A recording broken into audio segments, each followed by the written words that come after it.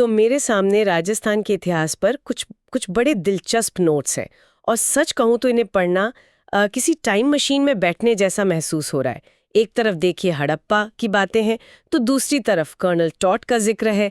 तो आज हमारा मकसद सिर्फ ये जानना नहीं है कि क्या हुआ, बल्कि ये समझना है कि इतिहासकार इतने लंबे सफ़र को देखते कैसे हैं। ये राजस्थान नाम ये आया कहाँ से, और सबसे बड़ी बात, हमें ये सब पता कैसे चलता है। तो चलिए इस कहानी की परतों को खोलते हैं। और ये बहुत ज़रूरी सवाल है, क्योंकि इतिहास सिर्फ आप कह सकते हैं तारीखों और राजाओं की लिस्ट नहीं है। ये समझने की कोशिश है कि हम अतीत के बारे में जो जानते हैं वो हम जानते कैसे हैं। और राजस्थान का मामला तो और भी पेचीदा है। इसकी कहानी इतनी गहरी है कि उसकी जड़ें सिंधु घाटी सभ्यता तक जाती हैं। ये एक पहेली की तरह है जिसके टुकड़े पूरे सब कॉन्टिनेंट में बिखरे हुए हैं। तो इस पहेली को सुलझाने की शुरुआत कहाँ से करें? मेरे सामने जो नोट्स हैं उनमें समय को 3 बड़े हिस्सों में बांटा गया है: प्राक युग, आद्य युग और ऐतिहासिक युग। ये सुनने में तो स्कूल की किताबों जैसा लगता है, पर असल में इसका मतलब क्या है? क्या ये सिर्फ एक टाइमलाइन है? नहीं, ये टाइमलाइन से कहीं ज्यादा है। ये असल में इस बात का क्लासिफिकेशन है कि हमारे पास सबूत किस तरह के हैं। आप सोचिए कि एक इतिहासकार जो है वो एक जासूस की तरह होता है, तो ये विभाजन इस पर निर्भर करता है कि उस जासूस के हाथ में किस तरह के सुराख लगे हैं। सबसे पहला है प्राक युग, यानी प्री हिस्टोरिक एरा। ये वो दौर है जब इंसान ने लिखना सीखा ही नहीं था। हमारे पास उस समय का कोई खत, कोई किताब, कोई रिकॉर्ड नहीं है। मतलब कोई लिखित गवाही नहीं है। बिल्कुल। तो फिर हम जानते कैसे हैं? हम जानते हैं खुदाई में मिली चीजों से। पत्थर के औजार हो गए हैं, पुराने बर्तनों के टुकड़े, गुफाओं में बने चित्र या हजारों साल पुराने कंकाल। पाषाण काल या जिसे स्टोन एज कहते हैं वो इसी में आता है। हम बस उनके छोड़े हुए सामान से उनकी कहानी का अंदाजा लगाते हैं। ये पूरी तरह आर्कियोलॉजिकल एविडेंस पर निर्भर है। ठीक है, तो प्राक युग में सुराग है पर कोई लिखित बयान नहीं। लेकिन ये आद्य युग मतलब प्रोटो हिस्टोरिक एरा, ये तो और भी उलझाने वाला लगता है। नोट्स कहते हैं कि इस दौर ने लिखावट तो थी, पर हम उसे पढ़ नहीं सकते। ये तो किसी खजाने के नक्शे को देखने जैसा है जिसे हम समझ ही ना पाएं। आपने एकदम सही पकड़ा। ये इतिहास का सबसे रहस्यमयी दौर है। इसका सबसे अच्छा उदाहरण है हड़प्पा सभ्यता। हमें उनकी मोहरों पर, उनके बर्तनों पर एक लिपि मिलती है, पर आज तक कोई भी उसे डीकोड नहीं कर पाया है। हम जानते हैं कि वो कुछ कहना चाह रहे हैं, पर क्या, ये हम नहीं जानते। अच्छा। इसी में वैदिक काल भी आता है। उस समय ज्ञान लिखा नहीं जाता था, उसे मौखिक रूप से मतलब बोलकर एक पीढ़ी से दूसरी पीढ़ी तक पहुंचाया जाता था। वेदों को लिखने का काम तो बहुत बाद में हुआ। तो इस युग में हमारे पास सबूत तो हैं, पर वो एक तरह से खामोश हैं। और फिर आता है ऐतिहासिक युग, जहां से ये खामोशी टूटती है। हाँ, ऐतिहासिक युग या हिस्टोरिक एरा वो समय है जब से हमें ऐसी लिखावटें मिलने लगती हैं जिन्हें हम पढ़ और समझ सकते हैं। भारत में इसकी शुरुआत हम मोटे तौर पर 600 ईसा पूर्व के आसपास यानी महाजनपद काल से मानते हैं। तब से लेकर आज तक का समय इसी युग में आता है। अब हमारे पास अशोक के शिलालेख हैं, राजाओं के दरबार में लिखी गई किताबें हैं, विदेशी यात्रियों के यात्रा वृतांत हैं। यहां से इतिहास की एक साफ तस्वीर बननी शुरू हो जाती है। ये तो कमाल का फ्रेमवर्क है। मतलब इतिहास का पूरा खेल ही इस बात पे टिका है कि क्या लिखा गया और क्या हम उसे पढ़ पाएं। अच्छा, इसी लिखने पढ़ने से एक और सवाल दिमाग में आ रहा है। अगर उस समय लिखने का सिस्टम नहीं था तो लोगों ने अपने इलाकों को कुछ नाम तो दिए होंगे। क्या वो नाम आज तक बचे हैं? क्योंकि इन नोट्स में राजस्थान के अलावा भी कई पुराने नामों के जिक्र है। बिल्कुल, और यही से राजस्थान की पहचान की कहानी शुरू होती है। आज जिसे हम राजस्थान कहते हैं वो हमेशा से एक राज्य या एक देश नहीं था।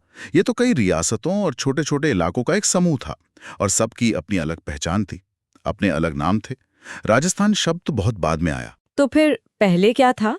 नोट्स में राजपूताना शब्द का जिक्र है। हाँ, 1800 ईस्वी में जॉर्ज थॉमस नाम के एक आयरिश यात्री और सैनिक ने इस इलाके के लिए पहली बार राजपूताना शब्द का इस्तेमाल किया। इसका सीधा सा मतलब था राजपूतों के रहने की जगह। लेकिन मजे की बात यह है कि राजस्थान शब्द को लोकप्रिय बनाने का श्रेय जाता है एक ब्रिटिश अफसर कर्नल जेम्स टॉड को। उनकी एक किताब थी annuls and activities of Rajasthan. उसी ने इस नाम को इतिहास में हमेशा के लिए दर्ज कर दिया। 1 मिनट, तो राजपूताना और राजस्थान ये दोनों ही नाम एक तरह से बाहरी लोगों के दिए हुए हैं या उनके द्वारा पॉपुलर किए गए हैं? ये एक बहुत ही दिलचस्प और ज़रूरी बात है।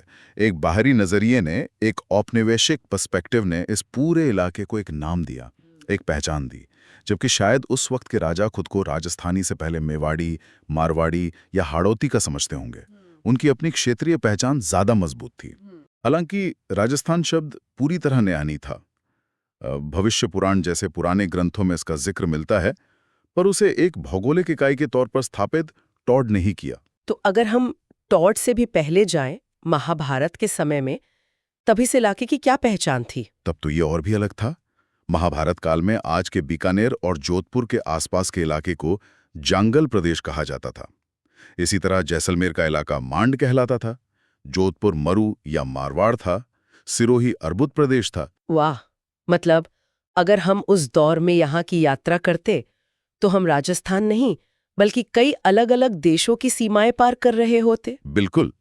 आप एक तरफ मत्स्य जनपद में होते, जो आज का जयपुर अलवर का इलाका है, और जहां पांडवों ने अपना अज्ञातवास काटा था, और कुछ ही दूर जाते ही आप मरु यानी मारवाड़ के रेगिस्तानी इलाके में पहुंच जाते। और उदयपुर चित्तौड़? उदयपुर और चित्तौड़ का इलाका प्राचीन शिवी जनपद का हिस्सा था।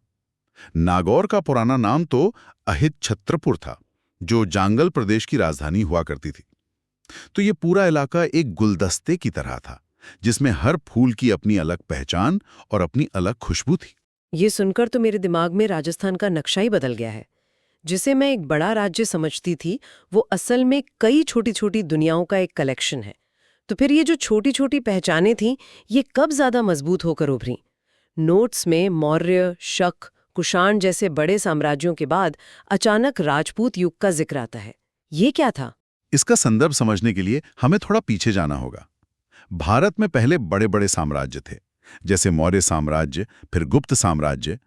7वीं सदी में सम्राट हर्षवर्धन की मृत्यु के बाद उत्तर भारत में एक तरह का, कह सकते हैं, पावर वैक्यूम बन गया। कोई एक बड़ी केंद्रीय शक्ति नहीं रही, और इसी राजनीतिक खालीपन में कई क्षेत्रीय ताकतों को उभरने का मौका मिला। और यहीं पर राजपूत वंशों की एंट्री होती है। एकदम सही। इसी दौर में, यानी 7वीं सदी के बाद, इस इलाके में गुर्जर प्रतिहार, चौहान, गुहिल, परमार जैसे कई राजपूत वंशों का उदय हुआ। इन्होंने छोटे छोटे राज्यों पर अपना शासन स्थापित किया। इतिहासकार आमतौर पर 7वीं सदी से लेकर 12वीं सदी के अंत तक के समय को राजपूत युग कहते हैं। ये वो दौर था जब इन वंशों ने अपनी राजनीति, अपनी कला, अपनी वीरता से इस पूरे इलाके को एक नई और मजबूत पहचान दी। आज हम राजस्थान को जिन किलों, महलों और कहानियों के लिए जानते हैं, उनकी नींव इसी युग में रखी गई थी। ठीक है, तो हमने टाइमलाइन समझ ली, राजस्थान नाम के पीछे की कहानी जान ली, और ये भी समझ लिया कि राजपूत युग ने इस इलाके को इसकी खास पहचान दी। लेकिन अब हम उस सवाल पर वापस आते हैं जो मेरे दिमाग में शुरू से घूम रहा है। ये सारी बातें, हड़प्पा की खामोश लिपि से लेकर राजपूतों के किलों तक, ये हमें पता कैसे चलती हैं?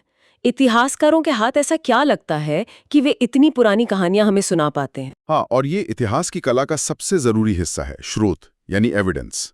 हमें सबूत कहाँ से मिलते हैं? नोट्स में दिए गए 5 स्रोतों को अगर हम देखें तो पूरी तस्वीर साफ हो जाती है। पहला और सबसे बुनियादी स्रोत है पुरातात्विक स्रोत, यानी खुदाई में मिली चीजें, मिट्टी के बर्तन, पुराने सिक्के, मूर्तियां, औजार, या पूरे के पूरे शहर जो जमीन के नीचे दबे हुए थे, जैसे कालीबंगा। प्राक युग की कहानी तो पूरी तरह इन्हीं पर टिकी है। हाँ। दूसरा स्रोत है पुरालेख, यानी चट्टानों पर, खंभों पर, मंदिरों की दीवारों और तांबे की प्लेटों पर खुदे हुए लेख। इन्हें अभिलेख या इंस्क्रिप्शंस भी कहते हैं। ये बहुत काम के होते हैं, क्योंकि ये अक्सर राजाओं के आदेश होते थे, जिनमें तारीखें और घटनाओं का सीधा जिक्र होता है। यानी ये उस जमाने के ऑफिशियल गजट या सरकारी रिकॉर्ड की तरह है। पत्थर पर लिख दिया तो पक्का हो गया, कह सकते हैं। तीसरा है ऐतिहासिक साहित्य। उस दौर में लिखी गई किताबें और ग्रंथ, ये धार्मिक हो सकते हैं जैसे वेद और पुराण, या फिर सेक्युलर जैसे किसी राजा की जीवनी, बाणभट्ट का हर्षचरित, या फिर किसी विद्वान का कोई ग्रंथ। चौथा स्रोत है स्थापत्य और कला। पुराने किले, मंदिर, महल, उनमें बनी मूर्तियां और चित्रकारी, ये हमें उस समय के समाज, उनके विश्वासों और उनकी टेक्नोलॉजी के बारे में बताते हैं। ये बेजुबान होते हुए भी बहुत कुछ कह जाते हैं। और पांचवा स्रोत हैं आज के समय में लिखे गए ग्रंथ और रिसर्च पेपर, यानी मेरे और आप जैसे लोग जो इन पुराने स्रोतों को पढ़ते हैं, उनका विश्लेषण करते हैं और इतिहास को एक नए नजरिए से समझने और समझाने की कोशिश करते हैं। यानी इतिहासकार बनने के लिए आपको एक जासूस, एक भाषाविद, एक आर्ट क्रिटिक और एक लाइब्रेरियन सब कुछ एक साथ बनना पड़ता है। हाँ, कुछ ऐसा ही समझ लीजिए। कोई भी एक स्रोत अपने आप में पूरा नहीं होता। एक जासूस की तरह इतिहासकार इन सभी सुरागों को एक साथ रखता है, उनकी आपस में तुलना करता है और फिर अतीत की एक भरोसेमंद तस्वीर बनाने की कोशिश करता है। ये एक कभी ना खत्म होने वाली प्रक्रिया है। तो आज की इस पूरी चर्चा से जो बड़ी बातें निकल कर आईं वो ये हैं कि इतिहास को समझने का तरीका इस बात पर निर्भर करता है कि हमारे पास सबूत कैसे हैं, लिखित या बिना लिखे हुए। दूसरी बात, राजस्थान की जो आज की पहचान है वो सदियों में बनी है।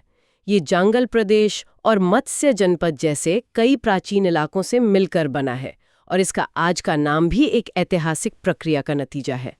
और आखिर में 7वीं से 12वीं सदी का राजपूत युग वो दौर था जिसने इस इलाके को इसकी वो खास पहचान दी जिसे हम आज जानते हैं। बिल्कुल सही। और ये सब हम इसलिए जानते हैं क्योंकि किसी ने चट्टानों पर लेख खुदवाए, किसी ने किताबें लिखी, किसी ने शानदार इमारतें बनाई और किसी ने जमीन खोदकर उन पुराने राज को बाहर निकाला। इतिहास इन सभी आवाजों का एक संगम है। ये एक बेहतरीन तरीका है इसे समझने का। इस बातचीत के अंत में मैं एक सवाल श्रोताओं के लिए छोड़ना चाहता हूँ। हमने आज कर्नल जेम्स टॉड का जिक्र किया, जिनकी किताब ने राजस्थान नाम को अमर कर दिया। ये हमें सोचने पर मजबूर करता है। एक बाहरी व्यक्ति, एक ब्रिटिश अधिकारी के नजरिए ने राजस्थान की कहानी को किस तरह से गढ़ा होगा। जब कोई बाहर से आकर आपकी कहानी सुनाता है तो वो क्या चुनता है, क्या छोड़ता है और किसी हीरो बनाता है। कहानी सुनाने वाला कहानी को कितना बदल देता है, इस पर सोचिएगा।